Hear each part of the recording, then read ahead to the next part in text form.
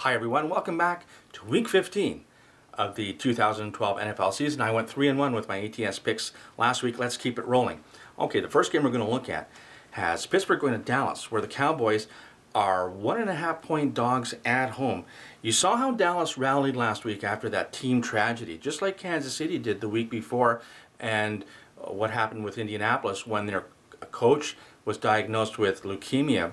Well, I think what's going to happen is, like Kansas City and the Colts before, there's going to be an emotional letdown for Dallas here. You know, Pittsburgh had a bad game last week as Roethlisberger came back, and I think the defense took the day off because they thought Big Ben might save the day. Well, I think he needed another week of healing. He should be a lot better this week. You know, Dallas is actually 0-6 against the spread at home. I think Pittsburgh is the much more dependable, reliable team here, and it's a small price to pay. So let's take Pittsburgh -1.5. The second game we're going to look at has Denver going to Baltimore. The Ravens are 2.5 point dogs at home. You know, their defense to me looks really old and banged up and slow. They fired their offensive coordinator this week, which is never a good sign.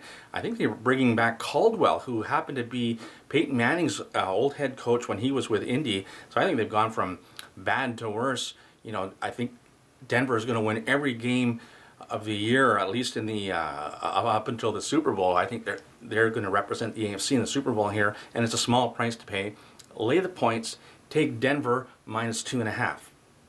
The third game we're going to look at has Tampa Bay going to New Orleans, where the Saints are 3.5 point favorites at home. Both these teams are on 3-game losing streaks, but at least Tampa Bay has an outside shot at making the playoffs.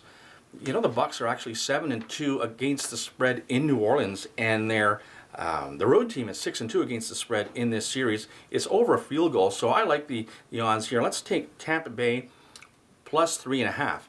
And the fourth game we're going to look at has Carolina going to San Diego. The Chargers are 3-point favorites at home. I almost never bet on San Diego, but if you remember last year when it looked like Norv Turner was going to be fired, San Diego got hot and won a couple of games, and then, oh no, he's not being fired, then they went back down in the toilet. Well, it looks like Norv is finally out, and you saw what the Chargers did last week. They just don't play for that guy, and 3 points is a very small price to pay against a Carolina team that's only won about 4 games. Let's take the Chargers -3. Here are the over-under plays. I think I went 2-2 with them last week. The first game we're going to look at has my Minnesota Vikings going to St. Louis. That number is 38.5. Expect a lot of running in this game. Adrian Peterson should get the ball at least 30 times. Steven Jackson and whoever else is backing him up should probably get the ball the same amount of times. I can't see very much scoring here. You know, St. Louis has been really streaky when it comes to over-unders. I think they started the season with 2 overs, and then they had 5 unders, and then they had 4 overs, and now they're on an under run here. So let's follow that. Let's take this game under the 38.5. The next game has Washington at Cleveland. That number is 37.5. I don't expect RG3 with his wonky knee to be running for any 70-yard touchdown runs. You know, Cleveland's defense is pretty good, and I believe they've only had 3 overs all year, and 2 of them were against the Bengals. I think they've got 7 straight unders here. Let's take under 37.5. The next game has Carolina at San Diego. We talked about that one earlier. That number is 45. The Chargers hung up 34 points last week on a much better defense here. Carolina's last 5 games, 4 of them have gone over, and the other one was a push. And all 5 of those games have actually gone over this number. This one should be easy. Let's take over 45. And the last game has the New York Giants going to Atlanta. That number is 51. We remember what happened in last year's NFC wildcard game. The Giants only allowed 2 points on a safety. I don't expect it to be that low. But out of the 6 games that the Giants have played on the road, only 1 has gone over. And of the 6 games that Atlanta has played at home, only 1 has gone over. I like that situation. So let's take under the 51. All right, let me just move over here, and I'll have my straight-up picks coming up. If you're still alive in the suicide pool, there are a couple of games that you might want to consider. Jacksonville's at Miami. The Dolphins are 7-point favorites here. I think Jacksonville is calling it a season. They might want to go after the first overall pick this year. Indianapolis is at Houston. That's a high number. It's 9 points. But you know what? This is a division game. I don't really trust Houston. They've sort of been limping along. They've won a couple of games, but against bad teams, and they're coming off of a short week. You might want to avoid that game. San Francisco's at New England. The Patriots are one of the hottest teams in the league right now. And I think they'll have a surprise or two for the young Colin Kaepernick.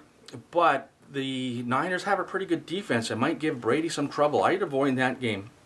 A couple of road games you might want to look at. Detroit is at poor Arizona, who can't seem to do anything right. It is a road game, but another problem is Detroit's lost 5 games in a row as well. You might want to avoid that one. Denver's at Baltimore. We talked about that one. If there was going to be one road game I'd take, it would be Denver. Or it could be this one here, Seattle at Buffalo. This game is being played in Toronto, so there's no real home field advantage for Buffalo. You might consider that one. For myself, I think I will be taking Miami. All right, so those are my picks for this week. Good luck to you. I just want to thank Justin from Bridgewater's Finest and Sean Patrick and Billy B for participating in this week's Google Hangout. That was a lot of fun. You know, the GioKnows Awards are coming up at the end of the year. If you're not familiar with them, you can go back and see my video from last year. I give out awards just for fun in honor of all the people who make these videos in 5 different categories. There are Best Prognosticator, Best Duo or Group Prognosticators, Best Editing Production, Most Entertaining Person, and Video of the Year. If there is a video that you like or a prognosticator that you like, give them a nomination. Just leave them in the comments section below. Okay, for the GioKnows channel, I am Gio. Let's take the man's money.